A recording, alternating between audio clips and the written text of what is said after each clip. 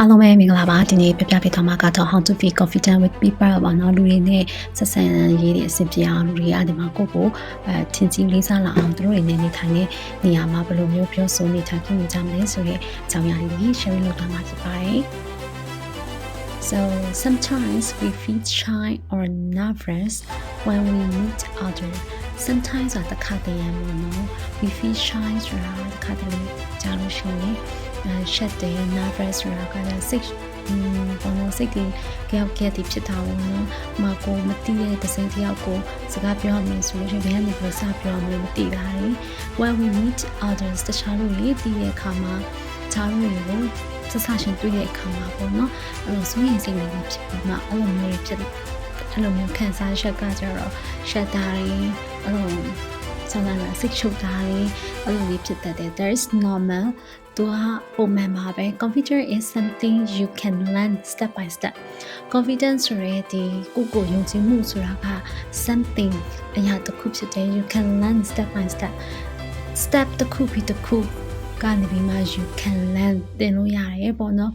When you believe in yourself ကိုယုံကြည်မှုရှိတယ်ဆိုလို့ရှိရင် it becomes easier to talk so becomes ဖြစ်လာတာပေါ့နော် easier to talk ဆိုတာကပြောဖို့အတွက်က easier ပိုပြီးလွယ်ကူလာမယ် listen နားထောင်ရတာလေလွယ်ကူမယ် and enjoy time with other တခြားသူတွေနဲ့စကားပြောတဲ့အခါမှာတခြားသူတွေနဲ့အတူတူနေရတဲ့အခါမှာသူတို့နဲ့အတူတူပျော်ရွှင်ဖို့အတွက်လည်းကိုယ့်အတွက်ဝင်လင်းနေတော့မှာမဟုတ်တော့ဘူးတဲ့ဆိုတော့ Sometimes we feel shy or nervous when we meet others That is normal. Confidence is something you can learn step by step. When you believe in yourself, it becomes easier to talk, listen, and enjoy time with others. So here are some simple tips to help you feel more confident. ဒီမှာဆိုရင်ဒီချိန်ကနေမှာ tips လေးတွေပြောပြပေးထားရပေါ့နော်။ကို confident ရှိလာအောင်ဆိုမှဒီမှာ tips လေးတွေရှိပါတယ် Stand tall. Keep your back straight and shoulders relaxed. A good posture makes you look and feel strong. ဆိုတာဘာလဲဆိုတာ keep your back straight ဆိုတာကိုယ့်ရဲ့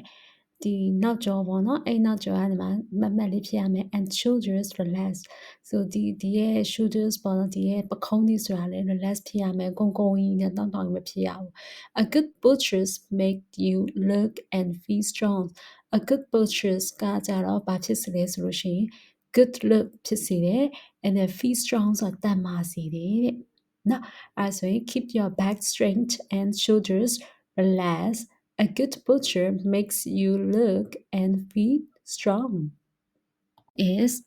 look at people when you talk. ကိုပြောတဲ့အခါမှာဆိုလို့ရှိရင်လူတွေကိုကြည့်ပြီးမှပြောရမယ်ပေါ့နော် eye contact ရှိရမယ်လို့ပြောတာပေါ့နော် so ဘယ်လိုပဲဖြစ်ဖြစ်ကိုကနေမှသူပြောတာကို तू ကကလေးပဲဖြစ်ဖြစ်ပေါ့နော်ကိုယ့်ထက်အသက်ငယ်တဲ့သူပဲဖြစ်ဖြစ်အရင်အသက်ကြီးတဲ့လူပဲဖြစ်ဖြစ်ပေါ့နော်ကိုက तू ပြောနေတာကိုနားထောင်နေပါတယ်ဆိုတော့အမှုရာကိုပြချင်ကဒီ eye contact ကအရေးကြီးတယ်ပေါ့နော်မျက်လုံးချင်းကိုသူ့မျက်လုံးကြည့်ပြီးမှကိုကနားထောင်ပေးရတာမျိုးပေါ့နော် Look at people when you talk make friendly eye contact ပေါ့နော် so make friendly ဆိုတာကကြတော့ပေါ်ယူတဲ့မျက်လုံးလေးနဲ့ပေါ့နော်အဲ့လိုကြည့်ပါပေါ့နော် stare don't stare ဆိုတာစိုက်ကြည့်တာမျိုးပြောပါပေါ့နော်စိုက်ကြည့်ပြီးမှအခါကျတော့မင်းဘာဖြစ်ချင်တာလဲဘာလုပ်ချင်တာလဲအဲ့လိုပုံစံမျိုးမဟုတ်ပဲねကိုကဒီမှာ तू ပြောတာကိုနားထောင်နေပါတယ် तू ပြောနေတဲ့အရာလေးတွေကိုနားလည်နေပါတယ်ဆိုတဲ့ပုံစံမျိုးလေးနဲ့ eye contact လုပ်ပြရမယ် it shows that you care about what they say ဒါကကိုit shows ပြတာပေါ့နော် that you care about what they say သူတို့ဘာပြောနေလဲဆိုတာကိုဂရုစိုက်နေပါတယ်ဆိုတာကိုပြတာထားတာဖြစ်တယ် Look at people when you talk make friendly eye contact but don't stare it shows that you care about what they say have a few topics ပေါ့နော်ဒီမှာဆိုလို့ရှိရင်ခြေတော့ကနေမှာကိုပြောချင်တဲ့အကြောင်းအရာဟိုဘက်ရောက်သွားလိုက်ဒီဘက်ရောက်သွားလိုက်ပြောချင်တာလို့မပြောချင်တာလို့မဟုတ်ဘဲねကိုမှာ topic တွေတစ်ခုရှိရမယ်ဥပမာဆိုလို့ရှိရင်ကိုကအစားအကြောင်းပြောမှာလားဥပမာဆိုလို့ရှိရင်ကိုကနေမှာအားကစားအကြောင်းပြောမှာလားဥပမာဆိုလို့ရှိရင် media တွေအကြောင်းပြောမှာလားပေါ့နော် so already think about easy things to talk about So like the weather, food, sports, or work. So ready think about. So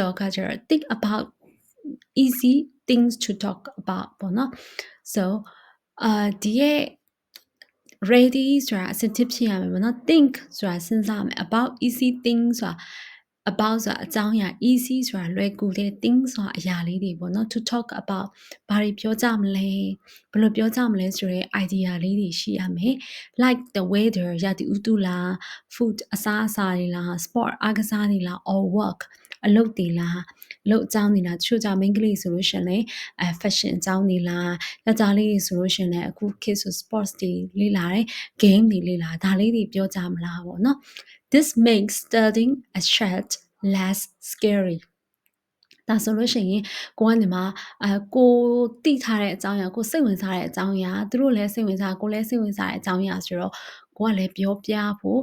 နားထောင်ဖို့ဝင်မလေးဘူးပေါ့နော်အဲ့လိုမျိုးဖြစ်စီရဲ့ပြီးလို့ရှိရင်တော့မကြောက်တော့ဘူးပေါ့နော် so this makes studying a chest this makes ဆိုတာဒါပြုလုပ်စီတာ studying ဆိုတာစတင်တယ် a chest ဆိုတာစကားပြောတဲ့ဟာလေးကစတင်တယ် less scary ဆိုတာကြောက်တာကိုညှော့နေစီတယ်တဲ့So have a few topics ready think about easy things to talk about like the weather, food, sports or work. This makes studying a chat less scary. No? So ကိုယ်ကမှလူတရားရှင်းခဲ့တော့မယ်ဆိုလို့ရှိရင်သူနဲ့ကိုနဲ့ဘယ်လိုမျိုးအကြောင်းအရာလေးပြောကြမလဲဆိုတဲ့ topic လေးရှိထားရင်တော့ပို့ပြီးမှကိုကြွ computer ပို့ဖြစ်တာပေါ့တဲ့ So listen carefully ဆောနာကျတို့ပြောတယ်စကားပြောလို့ရှိရင် eye contact ရှိရမယ်လို့ပြောတယ် So ဒီမှာကျတော့ listen carefully နားထောင်ပေးရမယ် Confident is not talking all the time confident ရှိတဲ့လူတယောက်ကဘယ်တော့မှအချိန်လုံးစကားပြောနေတဲ့လူတော့မဟုတ်ဘူးပေါ့နော် It's also listening သူကနားလဲထောင်ပေးရတယ် Ask more questions နော်သူကဒီမှာမေးခွန်းလေးတွေမေးရမယ် and pay attention to others to answers နော် so pay attention to answer တွေကိုလည်းကိုကနေမှာpay attention ဆိုတာအာရုံစူးစိုက်ပေးရမယ်ဂရုတစိုက်လေးနားထောင်ပေးရမယ်လို့ပြောတာ so သူများတွေဆိုလို့ရှိရင်ကိုပြောရှင်တာပြောပြီးမှသူပြောတာကိုကိုကဂရုမစိုက်ပဲနဲ့ကိုပြောရှင်တာပဲပြောနေတာမျိုးပေါ့နော်အဲ့လိုမျိုးသူများဖြေတာကိုလည်းကိုကနေမှဖြေတာမှန်လားမှားလားဒါတွေလည်းကိုကဆုံးဖြတ်ပေးမှုမရှိဘဲနဲ့ကိုပြောရှင်တာပဲကိုချင်တာပဲပြောနေတာမျိုးလုပ်လို့မရအောင်ပေါ့နော် Confident is not talking about all the time it is also listening ask more questions and pay attention to answers Start small. Okay, start small ဆိုတာတင်ငယ်အစင်းကနေစတင်လိုက်ပါတဲ့ Begin with people you already know. ကိုတိတဲ့လူတွေကနေပဲစတင်လိုက်မှာဥပမာဆိုလို့ရှိရင်ကိုအိမ်မှာကိုနဲ့ရင်းနေတဲ့ကိုမမတွေနဲ့စတင်လိုက်တာမျိုးကိုကလူကြောက်တယ်ဖေဖေတို့နဲ့စကားပြောမှကြောက်တယ်ဆိုကိုမမတွေနဲ့စကားပြောလိုက်တာမျိုးကိုเจ้าမှာဆိုလို့ရှိရင်တငယ်ချင်းတွေစကားပြောမှကြောက်တယ်ဆိုကိုရဲ့အရင်နှီးဆုံးတငယ်ချင်းတွေစကားစပြောတာမျိုးပေါ့နော် Begin with people you already know family friends or co-workers then slowly try speaking to new people like a shop worker or neighbor ပေါ့နော် so ဆောနာပြောတယ်လို့မျိုး family တွေ friends တွေ co-worker ဆိုတာကိုနဲ့အလုပ်တူလုပ်နေတဲ့လုပ်ဖော်ကင်ဖက်တွေပေါ့နော်ဒါလေးတွေနဲ့စပြီးမှစကားပြောမယ်ပြီးရင်တော့ then slowly try speaking to new people then ပြီးတော့ slowly try slowly ဆိုတာဖြည်းဖြည်းလေး try စူးစမ်းပြီးမှ speaking to new people ဆိုလူအသက်တွေကိုစပြီးမှစူးစမ်းပြီးစကားပြောကြည့်ပါတဲ့ so like a shop worker or neighbor เนาะဒီမှာ shop worker ဆိုတာကဒီဆိုင်ဝန်ထမ်းတွေ neighbor ဆိုတာဘေးအိမ်ဟာဒီဘေးလူတွေပေါ့เนาะအိမ်ဘေးကလူတွေအိမ်နီးနားချင်းတွေဒီလူတွေကိုစပြီးမှစကားပြောကြည့်ပေါ့เนาะဒါတွေကလည်းကျတို့ကို confident တွေပို့တိုးလာစေသလိုသူတို့နဲ့လည်း communication ဘိုင်းမှာလည်းအားကောင်းလာစေတယ် so be kind to yourself if you make a mistake don't worry so be kind to yourself ဆိုတာကိုကျင့်နာပေးရမယ် so if you make a mistake if အကယ်၍သာ you make a mistake mistake ဆိုတာအမှားတွေလုပ်ခဲ့မယ်ဆိုရင် don't worry မစိုးရိမ်ပါနဲ့ everyone does လူတိုင်းက that ဆိုတာလုပ်နေကြပါပဲ right လုပ်နေကြပါပဲ so say to yourself ကိုပြောရမှာ I am learning ငါသင်ယူနေတာ and keep going ပြီးရင်ဆက်ပြီးမှသွားပေးပါတဲ့ဟိုအမိုက်လုံးနေရဆိုလို့ရှိရင်အမားမှာသွားပြီးမှ depression တွေဖြစ်နေရမျိုးစကားမပြောချင်တာမျိုးအလုပ်တွေကိုဆက်မလုပ်ချင်တာမျိုးမလုပ်ပဲနဲ့ဒါလူတိုင်းကလည်းအမားတွေနဲ့ကြုံနိုင်တာပဲဆိုရဲစိတ်ကလေးနဲ့ကိုကနေမှာဒါငါကအခုမှစနေတာပဲဆိုရဲစိတ်လေးနဲ့သွားမယ်တဲ့ so dress neatly and ဒါဆိုရင်လည်းအရေးကြီးတဲ့အချက်ပဲပေါ့နော်ကိုမှ confident တော့ရှိပါရဲ့ကိုမှ confident တော့ရှိတယ်စကားတွေဘာညာပြောတဲ့အခါမှာလည်းသူများကို eye contact လည်းရှိတယ် listen carefully လည်းဖြစ်တယ်ဒါပေမဲ့ကိုကအလုပ်ဆိုလို့ရှိရင်အလုပ်ကိုတွားမယ်ဟဲ့ဆိုလို့ရှိရင်လည်းကိုမှကိုရဲ့ dress ပေါ့နော်ကိုရဲ့အဝတ်အစားကလည်းတတရနဲ့တတချင်းဖြစ်ရမယ်ပေါ့နော်ကိုရဲ့ခန္ဓာကိုယ်နံနေတာမျိုးနော်အဝတ်တွေကိုကြည်နေတဲ့အဝတ်တွေဝတ်တာမျိုးဒီအဝတ်တွေအပေဝတ်နေရမျိုးဒါမှမရှိရပါဘောနော် so wearing clean comfortable clothes make you feel ready and relaxed ပေါ့နော် so wearing clean ဆိုတာဒီတန်ချင်တဲ့အဝတ်စားတွေ comfortable clothes ဆိုတာဒီတက်ထုတ်ပြီးမှကိုယ်တက်ရှူချက်စီရဲ့ဝတ်စားတွေမဟုတ်ဘူး။ main ကလေးဆိုပို့ဆိုးတာပေါ့နော်။ရင်ဘတ် height တွေဒီ shoulders တွေတို့ဒါတွေကိုကတော့စတိုင်နဲ့ဝတ်သွားတယ်ပေါ့။ဒါပေမဲ့ကိုသွားတဲ့နေရာကကြတော့ maybe အထက်လူကြီးနဲ့စကားပြောမယ့်နေရာဆိုလို့ရှိရင်အဲ့မှာဆိုရှက်ကန်နဲ့ကိုယ့်ရဲ့ရင်ဘတ်ကိုဖိရတာမျိုးကိုပခုံးတွေကိုအပေါ်ဆွဲတင်ရတာမျိုးဒီလိုမျိုးrelax မဖြစ်တဲ့အဝတ်စားတွေဝတ်လိုက်တော့ကြတော့ကိုမှာ confident ပြောင်းနေတယ်လို့ခံစားရတာပေါ့နော် so wearing clean comfortable clothes make you feel ready and relax ready ဆိုတာအစင်တင်နဲ့ relax ဆိုတာကိုပို့ပါလေးခံစားရစီတာပေါ့နော် join groups join groups ဆိုတာ group လေးတွေကို join ခိုင်းတာ join ဆိုတာတွားပြီးမှသူတို့တွေနဲ့တူတူပေါင်းဆောင်ရွက်ခိုင်းတာ take part in a class club or sport take part ဆိုတာအဲ့ထဲမှာဝင်ရောက်ပြီးမှလှုပ်ဆောင်ရမယ် in a class เนาะဒီအဖွဲ့အစည်းတွေ club လေးတွေမှာ coffee club တို့ or ပြီးရင်ဒီ golf club တို့เนาะor sport ဒီအားကစား club တွေကိုဝင် join ပေးရမယ် it is easier to talk when you share an activity so easier ဆိုတာလွယ်ကူတာကိုပြောတာ to talk ပြောဖို့အတွက်လွယ်ကူစေတယ် when you share an activity လေးတွေကိုကိုကနေမှအဲ့လိုလှုပ်ရှားမှုတစ်ခုကိုကနေမှလိုက်ပြီးမှသူတို့နဲ့အတူတူပူးပေါင်းဆောင်ရွက်လိုက်တဲ့အခါမှာဆိုရင်ကိုအတွက်ပို့ပြီးမှလူတွေကိုစကားပြောဖို့အတွက်ပို့ပြီးလွယ်ကူစေပါတယ်တဲ့ so keep practicing ဆိုတာဆက်ပြီးမှလေ့ကျင့်နေပါတဲ့ the more you meet people လူတွေများတွေ့လေ the easier it becomes နော်အဲ့ဆိုလို့ရှိရင်ပို့ပြီးမှကိုယ့်အတွက်လူတွေနဲ့ဆက်ဆံတဲ့အခါမှာကိုယ့်အတွက်ပို့ပြီးလွယ်ကူလာစေတယ်တဲ့ smile say hello and enjoy small steps or progress smile ဆိုတာပြုံးရမယ် say hello နော် hello တချို့ကျတော့ good morning good afternoon ဒါလေးတွေပြောရပါတော့နော်အဲ့ဆို hi hello morning and ဒီလိုမျိုးစကားလုံးလေးနဲ့ပြောပြီးမှပြုံးလေးနေမယ် and enjoy small step of progress နော်အဲ့ဆို enjoy ဆိုတာကဒီရဲ့ဒီအရာလေးတွေကိုကိုကနေမှခါကြတော့ကိုယ့်ရဲ့စိတ်ထဲမှာ okay သူများကကိုယ်ကိုမနှုတ်ဆက်ရင်တော့ကိုကနေမှခါကြတော့ဒီ good morning တို့ morning တို့ဒီစကားလုံးလေးတွေကိုသုံးသပ်လာတယ်ဆိုလို့ရှိရင်လေဒါကိုယ့်ရဲ့ကိုခံစားရစီတာအော် okay ငါတိုးတက်လာပြီပဲဆိုတော့စိတ်လေးကိုပေါ့နော်ပျော်ရွှင်မှုကိုခံစားရစီတယ်တဲ့ enjoy small steps of progress ဒါဆိုလို့ small steps ဆိုတာဒီ small steps ဆိုတာဒီ step တိလေးတွေပေါ့နော် progress ဆိုတာကိုယ်ကနေမှခါကြတော့အခုဆိုလို့ရှိရင်တိုးတက်လာနေအရင်တော့ဆိုလို့ရှိရင် good morningတို့ morning တို့ဒါတွေပြောရမှာကိုယ့်အတွက်ဆိုရှက်တယ်ပေါ့နော်ဒီမှာဆိုအခုဆိုရင်မချက်တော့ဘဲနဲ့ဒါလေးတွေလောက်ရတာကိုယ့်အတွက်ကအခုဆို relax ဖြစ်နေတာမျိုးပေါ့နော်အဲ့ဆို keep practicing သူများနှုတ်ဆက်တယ်ဖြစ်စေနှုတ်ဆက်တယ်ဖြစ်စေကိုယ့်ဘက်ကနေစပြီးနှုတ်ဆက်ရမှာပေါ့နော်စာရင်နှုတ်ဆက်မယ်ပြုံးပြမယ် keep practicing the more you meet people the easier it becomes smile say hello and enjoy small steps or progress Confidence is not about being perfect or loud. It is about feeling good inside and being friendly to others. small actions and soon you will feel more at ease with everyone confidence ဆိုတဲ့ဒီကိုယ်ကိုယုံကြည်မှုဆိုတာက it's not about being perfect or loud so ဒါကလူတစ်ယောက်ကိုအတန်တကျဲနဲ့စကားပြောနေရမှာမဟုတ်ဘူး it's not about being ဆိုတာဒါတွေမဟုတ်ဘူး perfect ဆိုတာကအကုန်လုံးပြည့်စုံနေတာမျိုးမဟုတ်ဘူး loud ဆိုတာအတန်တကျဲနဲ့ပေါ့နော်အဲ့လိုပြောနေတာမျိုးလည်းမဟုတ်ဘူး it is about feeling good inside ကိုယ့်ရဲ့ရင်ထဲမှာကိုယ့်ရဲ့အတွင်းထဲမှာ good ဆိုတာကောင်းနေတဲ့အရာလေးတွေဖြစ်မယ်။ဥပမာဆိုလို့ရှိရင်ကိုတော်တယ်ပေါ့ကိုကောင်းတယ်ပေါ့ဒါလေးတွေဒီလိုခံစားချက်တွေဖြစ်မယ်။ being friendly to others တခြားလူတွေအပေါ်မှာလည်းကိုကပြပြငငါနဲ့အဲ့လိုမျိုးရင်တကြီးလေးပြပြငငါလေးဆက်ဆံနေတယ်ဆိုလို့ရှိရင်လည်းဒါကလည်း confident တစ်ခုပါပဲ start with more action လေးတသေးလေးတွေကနေစပြီးမှ and soon you will feel more at ease with everyone so start with small actions ဘယ်ဟာပဲလို့ပေါ့နော် start with small action ဆိုအခါကျတော့ဒီ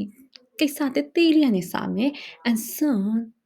နောက်ပိုင်းကြလို့ရှိရင် you will feel more at ease with everyone တခြားလူတွေနဲ့အကုန်လုံးတူတူဘာဖြစ်လာမယ်ဆို ease ဆိုတာကပို့ပြီးမှ regular ဆိုတာတတောင်တတာပို့ဖြစ်လာစေတယ်ပေါ့နော်အဲဆိုမှာဆိုရင်ငါအင်ဂျီက ease ဖြစ်တယ် ease ဖြစ်တယ်ဆိုတာတတောင်တတာဖြစ်တယ်လို့ပြောတာပေါ့နော် so top 5 important tricks to build confidence အဲ့ဆို confident ဖြစ်ဖို့အတွက်ဆိုလို့ရှိရင်ကျွန်တော်ကအရေးကြီးတဲ့အချက်၅ချက်ရှိရပေါ့နော်အဲ့ဒါဟာဘာလေးလဲဆိုတော့ so smile ပထမဆုံးဘာဖြစ်ရမလဲ smile ပြောရမယ် it makes you friendly and calm ဆိုတာကိုကို friendly ဆိုတာဘာဖြစ်စေရလဲဆိုလို့ရှိရင်ကိုကိုfriendly ပြုရင်ပေါ့နော်ဒီမှာဆိုဖော်ရွေစေတယ် and calm ဆိုတာတည်ငြိမ်စေတယ်ပြုံးပါနော်တခုခုဆိုလို့ရှိရင်ကိုကအမားလောက်ခဲ့တည်ရှိရင်တော့မှကိုငါအမားတွေပြောလိုက်မိပြီဆိုရင်တော့မှကိုပြုံးပြုံးလေးနဲ့ပဲဆက်ပြုံးနေပေါ့နော်ဒါဆိုလို့ရှိရင်လည်းကိုပို့ပြီးတည်ငြိမ်စေတယ်တဲ့မျက်နှာပြတ်သွားတာမျိုးမျက်နှာပြတ်ပြီးမှခါကျမျက်မှောင်ကျုပ်လိုက်တာမျိုးမလုပ်ပဲနဲ့ပေါ့နော် so stand tall when open body language နော်ကိုရဲ့ခန္ဓာကိုယ်မမက်ကလေးထားစကားပြောလို့ရှိရင်မမက်ကလေးနဲ့ကိုသူပြောတာနားထောင်နေပါတယ်သူနဲ့ပြောဖို့အတွက်ကိုမှ ready ဖြစ်နေပါတယ်ဆိုတဲ့အနေထားပြင်းပြီးမှခါကျတော့ပခုံးကြီးကနေမှခါကျတော့ဒီအောက်ထဲဝင်ပြီးမှခါခေါင်းကြီးဆိုင်ပြီးမှအဲ့လိုမျိုးနေရမယ်ဆိုတော့မဟုတ်ဘူးအဲ့ဆိုတော့ဒီကြတော့ဘယ်သူမှကိုစကားပြောရှင်မှာမဟုတ်တော့ဘူးလေနော် so prepare and practice simple tasks prepare ဆိုတာကပြင်ဆင်ရမယ် practice ဆိုတာစူးစမ်းပြီးလေ့ကျင့်ပေးရမယ် and simple talks simple talks ဆိုတာဒီစကားပြောတဲ့ဒီ talks လေးတွေပေါ့နော်ရိုးရှင်းတဲ့စကားဝိုင်းလေးတွေကိုကိုကနေမှာခါကြတော့ပြင်ဆင်မှာဆုံးတော့လိုမျိုးဆိုရင် sport လား food လားဒီ game တွေလားပေါ့နော်ဒါလေးတွေကိုကိုကနေကိုဖက်ကနေစပြီးမှပြောကြည့်မယ်ပေါ့နော်Okay next one is focus on others တခြားလူတွေကိုကိုကနေမှာ focus လုပ်တာ focus ဆိုတာကကြတော့အာယုံစိုက်ခိုင်းတာပေါ့နော် focus ဆိုတာအာယုံ focusing on my study ငါရဲ့ဒီရဲ့ lesson မှာဆိုလို့ရှိရင် focus လုပ်နေတယ် focus ဆိုတာအာယုံစိုက်တာ not your worries ဆိုတာကကြတော့စိုးရိမ်ပူပန်မှုတွေကိုကို focus လုပ်ရမှာမဟုတ်တခြားလူတွေကို focus လုပ်မှာငါဒါလေးကိုပြောလိုက်မယ်ဆိုလို့ရှိရင်သူဘာဖြစ်သွားမလဲဒီလိုစိုးရိမ်ပူပန်မှုတော့မလုပ်ပဲနဲ့ပေါ့နော် okay ပြောတာကိုငါလက်ခံမယ်ငါလည်းဒီလိုလေးပြောလိုက်မယ်အေးစစ်ပေါ့ပါလေးပြောတာမျိုးပေါ့နော်အရန် worry ထားလို့ရှင်လေကိုအတွက်က confidence ပျောက်ဆုံးစေပြီးမှမျက်နှာမှာပေါ်တယ်ပေါ့နော်မျက်နှာမှာစိတ်ချုပ်ချွေးတဲ့ပုံစံတွေပေါ်ပြီးမှကြတော့ confidence ကိုပျောက်စေတာပေါ့နော်ဒါကြောင့်မလို့ focus on others not your worries take small steps every day so နေ့စဉ်သိငယ်တဲ့အစဉ်တွေကိုလှုပ်ဆောင်ပေးရမယ် take small steps ဆိုတာခါကြတော့စနာလိုမျိုးပြုံးလိုက်တာမျိုးပြီးလို့ရှိရင်အင်ဂျီကိုတက်ရက်ဝတ်တာမျိုးခန္ဓာကိုယ်မမက်ကလေးထားတာမျိုးစကားလေးစပြောကြည့်တာမျိုးစကားစပြောမယ်ဆိုလို့ရှိရင်တော့ hi hello သူများကိုမနှုတ်ဆက်ရင်တော့ကိုကနေမှာ hello hi ဒါလေးတွေနဲ့စပြီးမှနှုတ်ဆက်လိုက်တာမျိုးပေါ့နော်ဒါလေးတွေဆိုတာလဲကျတို့ရဲ့ live မှာဆိုလို့ရှိရင်အရန်ကိုအရေးပါတဲ့ tips လေးတွေဖြစ်တယ်ပေါ့နော်ဘာလို့လဲဆိုတော့ကျတော့ community နဲ့နေရတာလေနော်လူအတိုင်းဝိုင်းနဲ့နေရတာဖြစ်တဲ့အတွက်ကြောင့်မလို့အတိုင်းဝိုင်းနေကြတဲ့မှာကိုကလည်းလူရဝင်တဲ့လူတစ်ယောက်ဖြစ်အောင်ကိုအလုပ်တွေပို့ပြီးမှခါကြတော့အလုပ်ခိုင်းတဲ့ခါမှာဆိုလို့ရှိရင်ဒီလူကိုစိတ်မချရပါဘူးဒီလိုမျိုးအနေထားမဖြစ်ရအောင်ကိုကလည်း ကိုယ်ယုံကြည်မှုတွေသူတို့ဘက်ကပိုတိုးလာအောင်ကိုယ့်ဘက်ကနေမှဒီလိုပုံစံလေးနဲ့လူတွေကိုရှင်းကပ်လိုက်မယ်ဆိုလို့ရှိရင်သူတို့ဘက်ကလည်းကိုယ့်ပေါ်မှာ trust တွေများလာမယ်ယုံကြည်မှုတွေများလာရင်မှကျတို့ရဲ့ community မှာလည်းကျတို့တွေကလူဝင်ဆက်လူပေါင်းနိုင်တဲ့လူတွေဖြစ်လာစေပါတယ်တဲ့ Okay အဲ့တော့ဒီနေ့ကတော့အားလုံးပါပဲရှင်အားလုံးပဲ bye bye ပါ